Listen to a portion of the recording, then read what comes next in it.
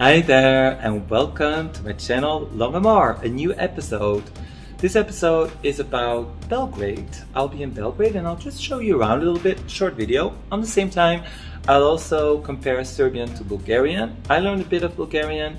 Could I understand Serbian? Hey, let's go. Oh, this is like a little guest for the introduction. Dear Fiona. Welcome to Belgrade, a very lively city. It's really nice. I can only recommend you to go here, and I'd say Wi-Fi is good, so if you work online like I do, in general, at least that's my experience. There's lots of super nice places you can rent. I'm here for a week only. I stay in the city center. I'm trying out lots of restaurants and lots of places, and of course I'm practicing the language as well.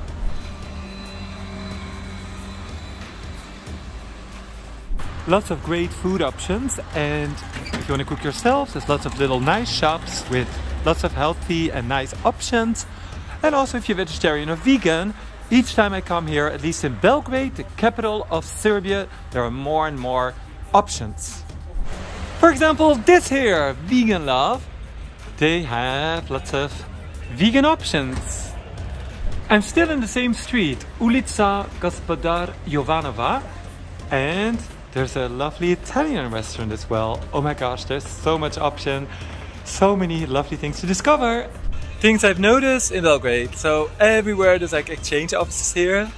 They don't have the euro, they have the dinar, and obviously you can exchange euros for dinar the other way around and lots of other currencies. I've also noticed something really positive, lots of books, so great. I mean, I don't know 100%, but I have the feeling people read a lot, which is very good. Then what I also really like about Belgrade is people are really friendly. It's a capital. I don't know, there's a good vibe, lots of nice cafes, bars and friendly people. And then in the next part I also quickly share some, let's say, challenges with you.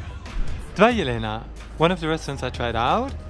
And yes, touristy, that said nice. It was really nice. A little bit expensive for here. That said, yeah, I enjoyed it. Good service as well.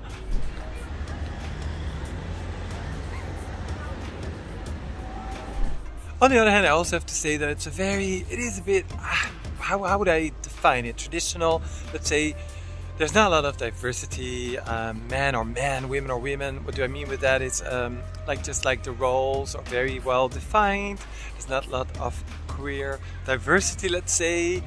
And I would say, I don't know why, but even though people are really friendly and nice, that's something I really like. On the other hand, you do sometimes really see people sort of suffering a little bit or in difficult situations. I have to say. So yeah, these are also a little bit of some things that I noticed. That said, all in all, I really like it. And then the last little thing that I like is at least the people I met, and what I've noticed here as well is that people do not trust government so well, which I think is a big bonus. In Western Europe we don't have that so much. People are more like, oh yeah, the government, we trust them and everything. So yeah, but that's just my personal thing. I think that it's important to create communities and be more independent, and also think more, and definitely not follow role models and so on. But then again, as I just also said before, like when it comes to, I call it curitude, which just means that I just believe that it's not because you're born as a man or as a woman that you have to be a certain thing. And that, of course, at least is how I experience it here. That is very defined here, whereas in the West these days there's a bit more creativity and freedom when it comes to that. Zdravo, sada jesam u Beogradu. Sviđa me si Beograd, mnogo interesan. So yeah, I'm also learning a little bit of Srpski. Serbian is part of the Southern Slavic languages. Let's say if you speak Bulgarian, it's also part of the Southern Slavic languages. Do you understand it? Yes or no? I'd say it really depends. So for me now, personally, again, I'm totally not fluent in Bulgarian. That said, I do understand quite a lot and I can, let's say, get by. I would say that because of that, for me personally, when I'm here, let's say if some people, let's say, don't speak English or another language that we have in common, I'd say that I can at least find my way. Because, I don't know, like, even though the words are different, but for some reason out of the context it's still a Slavic language, I'd say I can make sense out of it. That doesn't mean if they speak fast or reading a whole literature book, no, I'm not saying that, but just on a daily basis to buy things, understanding like the prices, for example, or just asking basic questions, just getting around, I'd say that's actually doable. Then I've spoken before coming here to Serbia to people from Bulgaria, and then I get all kinds of different opinions. Some people say, yeah, we can sort of understand them, we cannot speak their language. That said, they can speak their language, we speak our language, and then we can sort of communicate. And then other people tell me, oh, only 20 or 30% of the words are the same.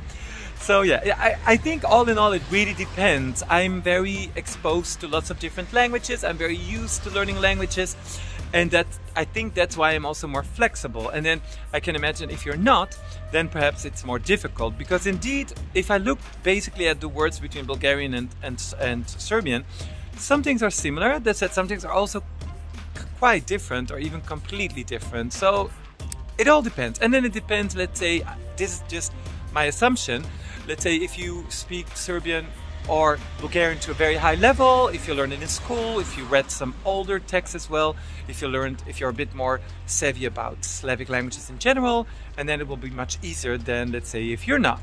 Ulica Skadarska, a very nice and cute street in Belgrade. When you come here, definitely go here. It might seem a little bit touristy, that said, some restaurants here are actually quite good, and it's not like too overwhelming, in the sense that it's like lots of locals come here as well, I have the feeling.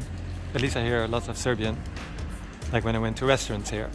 Thank you so much for watching this video. Do you know any like Slavic languages? Do you think they are mutually intelligible? Let me know in the comments down below. In the next videos I'll share more language tips. See you soon and bye bye! Oh, and Happy New Year! Thanks for watching this video, says Fiona. See you in the next video and have a lovely day. Love you all. Bye bye.